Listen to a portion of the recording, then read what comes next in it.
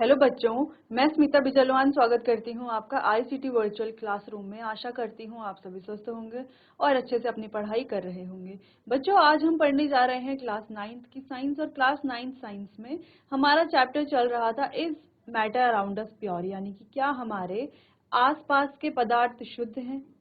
चलिए, तो इसी पर हम बात कर रहे थे सबसे पहले कि मैटर क्या होता है, मैटर की स्टेट्स क्या क्या होती हैं, जो कि हमने अपने प्रीवियस चैप्टर में भी पढ़ा था, जिसका नाम था मैटर इन आवर सराउंडिंग, यानी कि हमारे आसपास के पदार्थ। ठीक, तो हमने ये सारे टॉपिक्स तो अपने प्रीवियस चैप्टर में पढ़ लिए थे। यहाँ पर हम बात कर रहे थे कि प्योर सब्सटेंसेस क्या होते हैं और मिक्सचर्स क्या होते हैं। जहाँ पे हमने प्योर सब्सटेंसेस की बात की थी, यानी कि शुद्ध पदार्थ की बात की थी, कि जो एक ही तरह के पार्टिकल से बनते हैं। जैसे हम जानते हैं कि जो हमारा मैटर है, यानी कि पदार्थ है, वो बना हुआ किससे है? पार्टिकल से मिलकर के बना हुआ है ना। अब ये पार्टिकल्स की क्या क्या प्रॉपर्टीज होती है जिससे हम बता सकते हैं कि जो मैटर है उसकी स्टेट क्या है ना। अगर पार्टिकल्स के बीच में स्पेस है ज्यादा, तो मैटर जो है वो सॉलिड होगा, लिक्विड होगा या गैस होगा। अगर पार्टिकल्स के बीच में फोर्स ऑफ अट्रैक्शन बहुत ज्यादा है, तो मैटर क्या होगा? हमारा सॉलिड होगा, है ना। ये हमें पता चल जाता है कैसे, पार्टिकल्स की मदद से हम ये जान सकते हैं। ठीक, तो जो प्योर सब्सटेंसेस होते हैं वही पार्टिकल्स, इसमें जो ये पार्टिकल्स होते हैं प्योर सब्सटेंसेस में, वो सारे पार्टिकल्स एक ही तरह के होते हैं, इसीलिए हम इसे प्योर सब्सटेंस कह सकते हैं। ठीक है, चलिए, बात हमने मिक्सचर्स की थी। मिक्सचर्स यानी कि जिसमें एक से ज्यादा तरह के पार्टिकल्स होते हैं। ठीक है, अलग अलग तरह के पार्टिकल्स होते हैं, यानी कि एक तरह के पार्टिकल्स नहीं होते, तो उन्हें क्या कहा जाता है? मिक्सचर्स या मिश्रण कहा जाता है। ये दो प्रकार के होते हैं, एक होमोजीनस और एक हेट्रोजीनस। अगर हम कहें एक कटोरे में हमारे पास नमक है, तो सिर्फ नमक ही नमक है ना, तो ये कैसा? एक प्योर सब्सटेंस होगी, क्योंकि नमक ही नमक हमारे पास है। लेकिन अगर हम साइंटिफिक वे में देखें तो ये नमक जो है सोडियम और क्लोराइड से मिलकर के बना है। ये तो दो एलिमेंट हो गए, लेकिन इतना डीप में हमें अभी नहीं देखना, हम सिर्फ ऐसे देख रहे हैं कि वो एक ही तरह के पार्टिकल से बने हुए हैं। वहीं अगर हम इस नमक को पानी में घोल दें तो ये क्या बन जाएगा? एक मिक्सचर बन जाएगा, कि नमक को हमने किसमें डाल दिया? दूसरे उसमें डाल दिया है, घोल दिया है, तो अब ये क्या बन गया? मिक्सचर बन गया। तो इन्हीं मिक्सचर्स को हम पढ़ रहे थे, जहां पर हम होमोजीनस मिक्सचर्स और हेट्रोजीनस मिक्सचर्स के बारे में बात कर रहे थे। चलिए, तो उसी को आगे कंटिन्यू करते हैं। कंटिन्यू करने से पहले एक बार आप देख लीजिए कि कौन कौन से टॉपिक्स को हम कवर कर चुके हैं अपने प्रीवियस लेक्चर्स में। चलिए, तो मिक्सचर के बारे में हम देख रहे थे कि मिक्सचर क्या होता है। दो तरह के होते हैं, होमोजीनस और हेट्रोजीनस, यानी कि समांगी मिश्रण और विषमांगी मिश्रण। ठीक, अब जैसे कि हम एग्जाम्पल पर भी देख पा रहे हैं कि होमोजीनस मिक्सचर कैसे हैं? जो आपस में अच्छे से घुले हुए हैं, जैसे हमें दिख भी रहा है ना, आपस में अच्छे से घुले हुए हैं। और बच्चों कैसे होते हैं? यूनिफॉर्मली डिसॉल्व होते हैं। जबकि हम हेट्रोजेनस मिक्सचर्स की बात करें तो ये आपस में अच्छे से घुले हुए नहीं होते, या हम कह सकते हैं कि यहाँ पर नॉन यूनिफॉर्म कंपोजिशन होती है। क्या होती है? कंपोजिशन नॉन यूनिफॉर्म होती है। ठीक, चलिए, तो आगे बढ़ते हैं, टाइप्स ऑफ मिक्सचर्स के बारे में थोड़ा और डिटेल में डिस्कशन करते हैं। चलिए, तो एक एक्सपेरिमेंट हमें परफॉर्म करना है। एक्सपेरिमेंट से हमें काफी चीजें पता चलेंगी, वो देखते हैं। एक एक्टिविटी हम करेंगे, take a few CuSO4 crystal. अब हमें कुछ कॉपर सल्फेट के क्रिस्टल्स लेने हैं। One spatula full of copper sulphate, और एक स्पैचुला में हमें क्या लेना है? कॉपर सल्फेट फुल लेना है। चॉक पाउडर या वीट फ्लावर भी हम ले सकते हैं।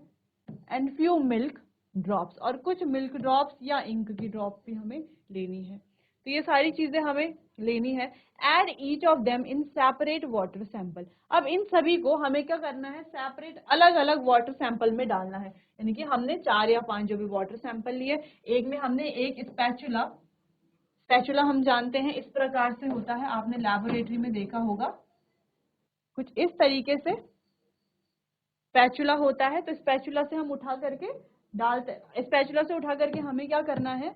एक फुल स्पैचुला हमें क्या डालना है? कॉपर सल्फेट का, एक वाटर के सैंपल में, एक में हमें चॉक पाउडर डालना है या व्हीट फ्लावर, दोनों में से कुछ भी डाल सकते हैं। एक में हमें कुछ दूध की बूंदें डालनी है या इंक भी हम डाल सकते हैं। ठीक है, तो इस तरीके से हमने अलग अलग सॉल्यूशंस बना लिए हैं। स्टिर वेल, अब इनको क्या करना है? अच्छे से स्टिर करना है, यानी कि अच्छे से इनको हिला लेना है। अच्छे से कोशिश करनी है कि ये एक दूसरे में क्या हो जाए? घुलनशील हो जाए, एक दूसरे में घुल जाए। ठीक है, चलो, तो पहले हमें ए वाला पॉइंट इतना सॉल्व करना है। अब हमें क्या करना है, in CuSO4 solution particles are not visible. अब हम क्या देखेंगे कि जो हमने कॉपर सल्फेट वाला सॉल्यूशन लिया है ना, वहां पर जो पार्टिकल्स है वो विजिबल नहीं है, क्योंकि वो घुल जाएगा अच्छे से, इसलिए तो विजिबल नहीं है। ठीक,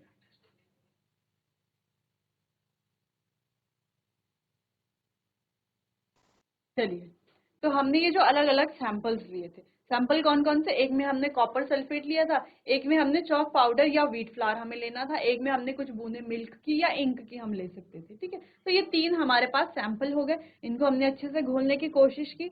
अब हमने ऑब्जर्वेशन क्या किया कि जो पहला वाला था CuSO4 वाला, उसमें क्या है, जो पार्टिकल्स है वो विजिबल नहीं है। क्यों विजिबल नहीं है पार्टिकल्स, क्योंकि ये जो CuSO4 है ये अच्छे से पानी में घुलनशील है। ठीक है, अच्छे से पानी में घुल जाता है, जैसे कि हम जानते हैं नमक जैसे पानी में घुल जाता है ना अच्छे से, वैसे ही ये भी घुल जाता है। ठीक, अगला, direct beam of light through the beaker. अब इस बीकर से हमें क्या करना है, लाइट की एक बीम डालनी है। ठीक, the path of the beam is not visible in CuSO4 solution. और ये जो CuSO4 का सॉल्यूशन है, इसमें जो लाइट है उसका रास्ता जो है वो विजिबल नहीं होगा। हमें क्या करनी है, लाइट डालनी है, उसकी जो किरणें होंगी है ना, उसकी जो वो जो हम कह सकते हैं लाइट से निकलती है ना जो किरणें, है ना, तो वो किरणें होंगी, या हम कह सकते हैं कि हम लेजर लाइट ले सकते हैं, जिसको हम इन ये जो एक्सपेरिमेंट्स है इनके लिए यूज भी करते हैं। हमें क्या करना है, वो लाइट जलानी है और लाइट उस सॉल्यूशन से पास करानी है। ठीक है, जैसे हम क्या करते हैं, जैसे हमने बीच में एक पेपर रखा, टॉर्च जलाई, तो टॉर्च से लाइट को हम क्या करा रहे हैं, पेपर से पास करा रहे हैं ना, तो उधर उधर की तरफ हम देखेंगे कि हमें लाइट दिखेगी या नहीं दिखेगी, है ना, वो पेपर पे डिपेंड करता है कि वो कितना थिक है या कितना थिन है। ठीक, तो लेकिन चलो पेपर की बात छोड़ते हैं, यहाँ पर हमें क्या करना है कि ऐसे ही एक लाइट की बीम डालनी है, या टॉर्च हम कहें या लेजर लाइट हम कहें, वो हमें उस सॉल्यूशन पर डालनी है और कोशिश करनी है, हमें देखना है कि क्या हमें जो लाइट है उसका रास्ता दिख रहा है, कि लाइट कैसे ट्रेवल कर रही है वहां तक। ठीक है, लाइट उससे पास करानी है। लेकिन यहाँ पर क्या होता है बच्चों, path of the beam is not visible, हमें जो है बीम का रास्ता नहीं दिखता। इतना पॉइंट क्लियर है। अगला है, लीव द मिक्सचर अनडिस्टर्ब्ड। अब हमें क्या करना है, ये जो कॉपर सल्फेट वाला मिक्सचर है, इसको बिना छेड़छाड़ के अलग से रख देना है कुछ समय के लिए। ठीक है, उसमें कोई छेड़खानी हमें नहीं करनी। Copper sulphate solution remain stable. अब हमें क्या दिखेगा, कॉपर सल्फेट का जो सॉल्यूशन है वो स्टेबल है, स्टेबल ही दिखेगा, है ना। चॉक पाउडर और व्हीट फ्लावर वाला या मिल्क वाला और इंक वाला, इसमें क्या होता है, इनके जो पार्टिकल्स हैं वो सेटल हो जाएंगे टाइम के अनुसार। ठीक है, कैसे, जैसे देखो, पहला बीकर हमने लिया, इसमें हमने क्या डाला, CuSO4 पानी के साथ। दूसरा बीकर हमने लिया, इसमें हमने डाला चॉक पाउडर पानी के साथ। और तीसरा हमने लिया, इसमें हमने डाला मिल्क या इंक पानी के साथ। ठीक है, तो हमें चौक वाले में क्या दिखेगा, देखो कॉपर सल्फेट में तो जब हम उसको छोड़ेंगे कुछ टाइम तक, तो हमें तो वो वैसा का वैसा ही दिखेगा, स्टेबल दिखेगा। ठीक है, लेकिन चौक वाला हमें कैसे दिखेगा कि चौक के जो पार्टिकल्स हैं वो इकट्ठा हो जाएंगे एक जगह में, या तो टॉप में इकट्ठे हो जाएंगे या तो नीचे की तरफ सेटल हो जाएंगे सारे पार्टिकल्स। या हम आटा लेते हैं तो आटा कैसे देखेंगे हम, जो आटे के जो पार्टिकल्स होंगे वो क्या हो जाएंगे, नीचे की तरफ इकट्ठे हो जाएंगे। ठीक है, तो ये चीजें हमने यहाँ पर ऑब्जर्वेशन की, ऑब्जर्व करी। फिर फिल्टर द मिक्सचर। अब हमें क्या करना है, ये जो मिक्सचर है इसको फिल्टर कर लेना है इस प्रकार से, एक फिल्टर पेपर लेना है, इस तरीके से फिल्टर पेपर लिया है, तो बीच में जहां से लाइन लगी हुई है ना, उसको उसको क्या करना है, फोल्ड कर लेना है, एक क्या बना लेना है, इस तरीके से आधा स्पेयर हमें बना लेना है। ठीक, अब इस आधे स्पेयर को भी इस तरीके से फोल्ड कर लेना है और ऐसा इसका कोन बना लेना है, एक तरह से इस तरीके से कोन बना लेना है। तो ऐसे ही बनाते हैं हम फिल्टर पेपर।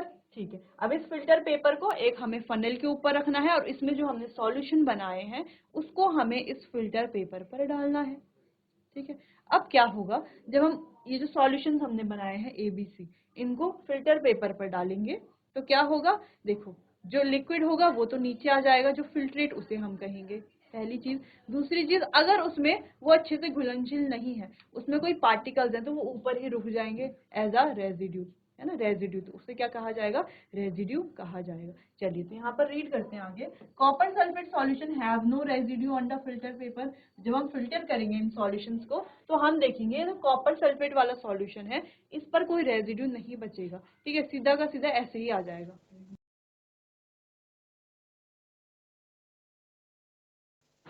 चलिए बच्चों, तो अभी तक हमने क्या देखा कि हमने 3 सेपरेट अलग अलग मिक्सचर्स लिए। मिक्सचर्स यानी कि पहले उसमें जो ए वाला है, ए वाला जो सॉल्यूशन है या मिक्सचर हम कहें, इसमें हमने वाटर के साथ डाला है कॉपर सल्फेट।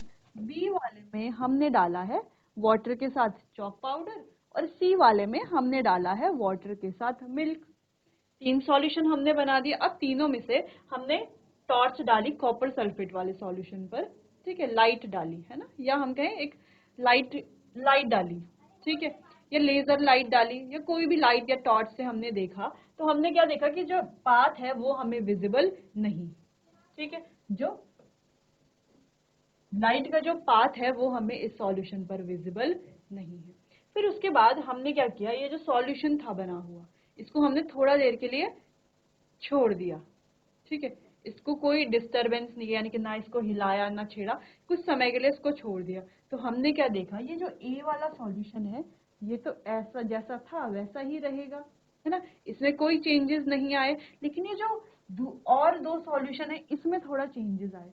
जैसे ये जो चॉक पाउडर वाला सॉल्यूशन है, इसमें चॉक के जो पार्टिकल्स हैं वो ऊपर ऊपर इकट्ठा हो गए और पानी नीचे नीचे रह गया। वैसे ही अगर हमने चॉक की जगह पर यहाँ पर व्हीट फ्लावर लिया होता, यानी कि गेहूं का आटा लिया होता, तो वो गेहूं का आटा कहाँ आ जाता, नीचे की तरफ सेटल हो जाता, है ना। अगर हम इसको थोड़ा देर के लिए छोड़ दें, नीचे की तरफ क्या हो जाता, वो सेटल हो जाता। जैसे आप कभी घर में दूध के साथ मिला करके कुछ भी चीज बनाते हो, है ना, जैसे चाय बनाते हो, ठीक है, चाय पत्ती को जब आप हिलाते हो तो चाय की पत्ती और चाय ऊपर ऊपर रहती है ना, घुलती है पूरा। लेकिन जब आप कुछ समय के लिए उसको छोड़ देते हो तो चाय की पत्ती क्या हो जाती है, बॉटम में जाकर के बैठ जाती है ना, नीचे हो जाती है, तो आप ऊपर से छान करके आसानी से चाय निकाल सकते हो। तो वैसे यहाँ पर भी क्या होता है कि जो जब हम आटा डालते हैं सॉल्यूशन में, ठीक है, तो वो जो आटा है वो नीचे की तरफ बैठ जाता है, पानी पानी ऊपर रह जाता है।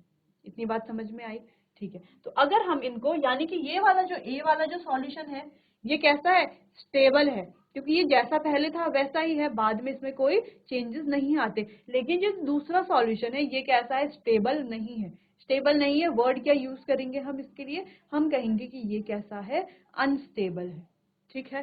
चलिए, फिर हमने तीसरी चीज क्या करी, इनको फिल्टर पेपर के थ्रू फिल्टर करने की कोशिश करी, ठीक है। इनको क्या करना है, हमें फिल्टर करना है। तो उसके लिए हमने फिल्टर पेपर का एक कोन बनाया, उसको फनेल में डाला और नीचे से टेस्ट ट्यूब रखी, ऊपर से हमने क्या डाला, सॉल्यूशन डाला,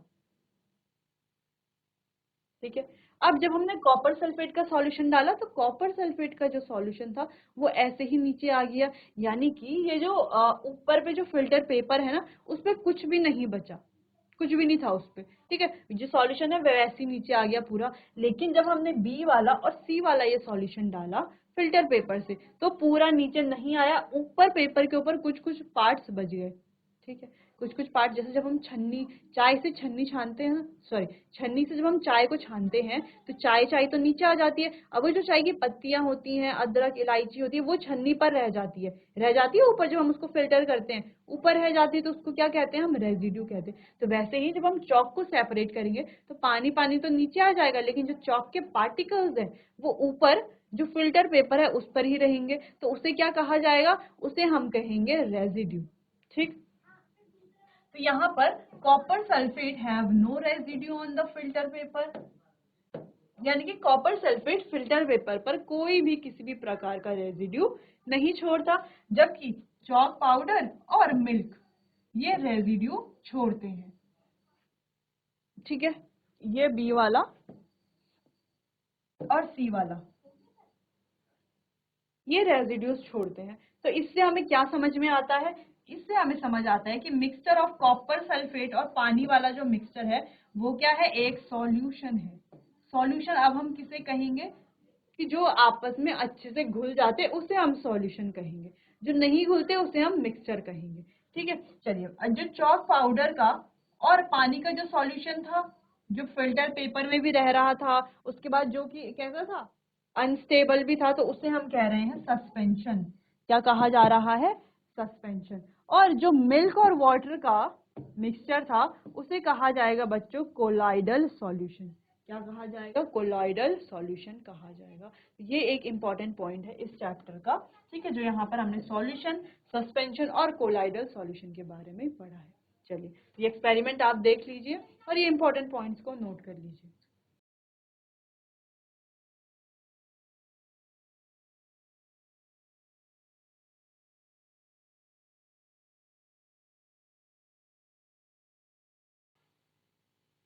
चलिए तो अब आगे बढ़ते हैं। अगला है एक सॉल्यूशन क्या है, व्हाट इज अ सॉल्यूशन। चलिए सॉल्यूशन को हम क्या कहेंगे, क्या सॉल्यूशन एक होमोजेनस मिक्सचर है या हेट्रोजेनस मिक्सचर है। तो बच्चों होमोजेनस मिक्सचर को ही हम सॉल्यूशन कहते हैं। ठीक, चलिए ये इंपॉर्टेंट पॉइंट था। A solution is a homogeneous mixture. सबसे इंपॉर्टेंट पॉइंट है यहाँ पर कि सॉल्यूशन क्या है, होमोजेनस मिक्सचर। कोई हेट्रोजेनस मिक्सचर नहीं है, होमोजेनस यानी कि घुल जाता है। ठीक, चलिए ऑफ टू और मोर सब्सटेंसेस, दो या दो से अधिक पदार्थों का, जैसे कि हमने कहा जो लैमिनेट है, जैसे हमने यहाँ पे लैमिनेट बनाया, नींबू पानी, लैमिनेट नींबू पानी को कहते हैं।